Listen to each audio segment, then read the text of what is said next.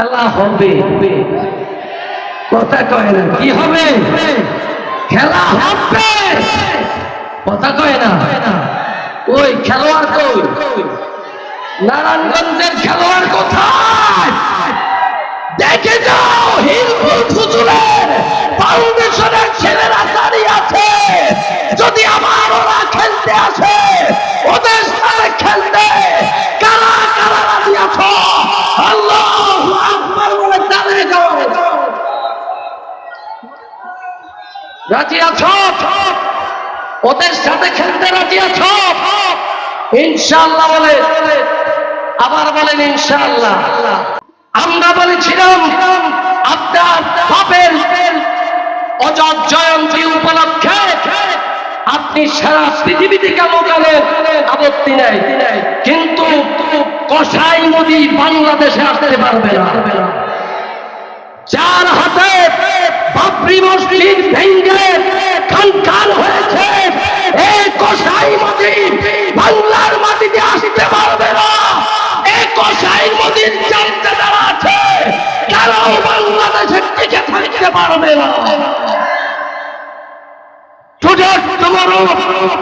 খান হয়ে যাবে, ভাগ ভাঙ্গা জোয়ার ছুটছে, বাবরুল হক যেদিক যাচ্ছে, লক্ষ জনতার স্রোত নামছে।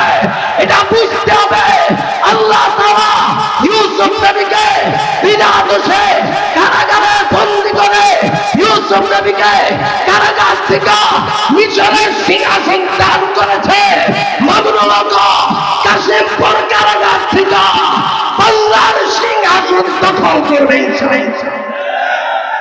সে আবার আমরা দেখতে পাচ্ছি, কথা বলে ঠিক না? আপনারা তো জানেন না, উনি কিন্তু গৃহবন্দী ছিলেন। স্বৈরাচার যখন পালাইছে, পালানোর সাথে সাথে বিশেষ আমন্ত্রণে ওনাকে গেস্ট বানাইয়া নিয়ে এসেছে। আল্লাহু আকবার।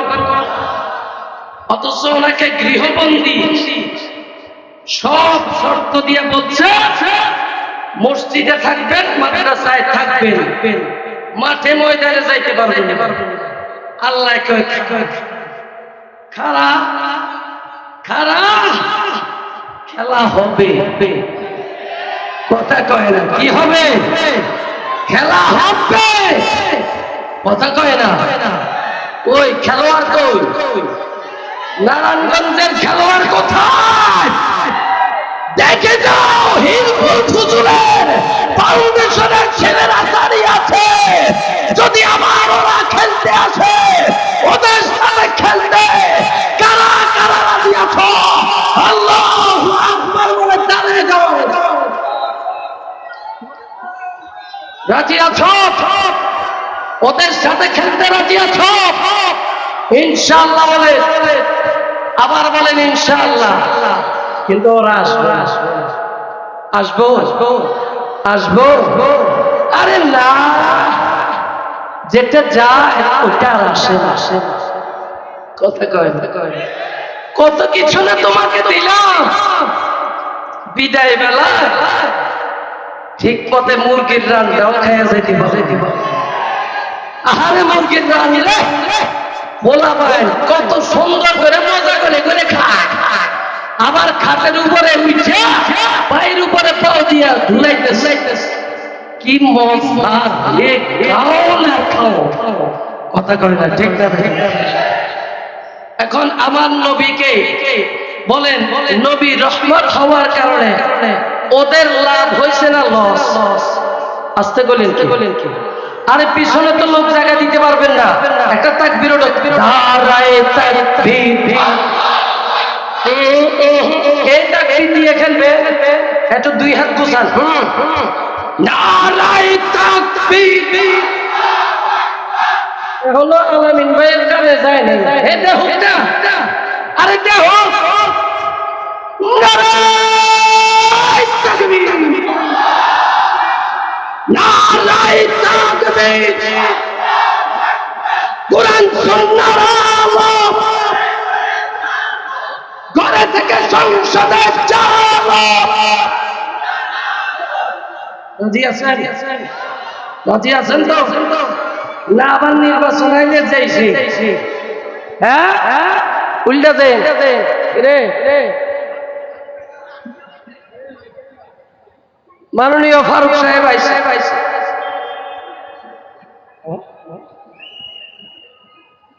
আলহামদুলিল্লাহ, আমাদের শেখ উস্তাদ চলে এসেছে।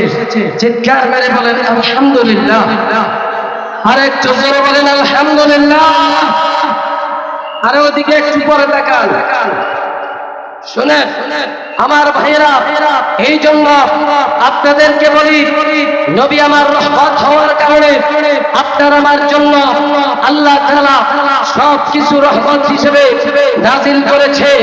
এই জন্য বিরোধী দল, এ দল, বি দল, সি দল, জি দল, সব দলের কপাল ভালো ভালো হওয়ার কারণে মুসলমানরা সহিংসতার ভিতরে লিপ্ত হয় না। মুসলমানরা নিজেদের ভিতরে আপোষ থাকে। ওয়াল্লাযীনা আমানু মাআহু আশিদ্দাউ আলাল কুফফার, মুসলমানরা নিজেদের ভিতরে সহনশীলতায় থাকে। মুসলমানরা নিজেদের ভিতরে দাঙ্গা করে না, হাঙ্গামা করে না, লড়াই করে না, যুদ্ধ করে না, জিহাদ করে না। মুসলমানরা কাফেরদের সাথে নরম ভাষায় কথা বলে না। আল্লাহ বলেছে আশিদ্দাউ আলাল কুফফার, কাফেরদের সাথে কঠিন ভাষায় কথা বলো। আজকে দেখেছি সে গুজরাটের কষায়, এই বাবরি মসজিদ ভাঙ্গার কষায়, এই মোদির বাচ্চা মোদির দেশে আমার নবীকে গালি দিয়েছে।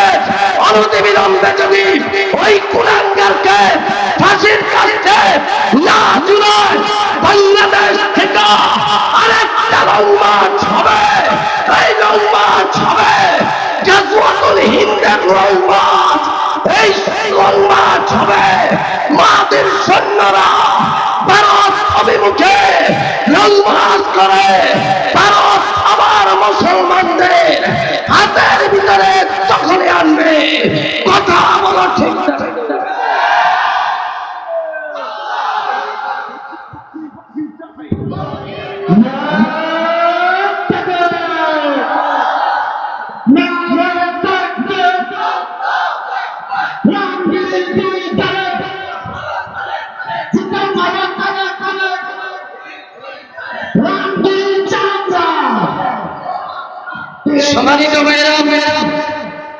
সম্মানিত ভাইরা, এই জন্য সব সময় নিজেদেরকে সজাগ রাখবেন।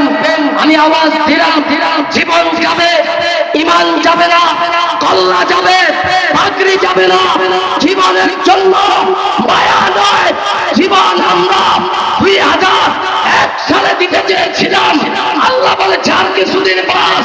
21 সালে নিতে চেয়েছিল, আল্লাহ আরো কিছুদিন বোনাস দিয়েছে। বোনাসটুকু আল্লাহ জমিনে দিতে চায়। আল্লাহ যেন কবুল করে। চিৎকার মেরে বলেন আমিন। নারায়ে তাকবীর, নারায়ে তাকবীর। ইয়া ইয়া বাবা, হুজুরের আগমন।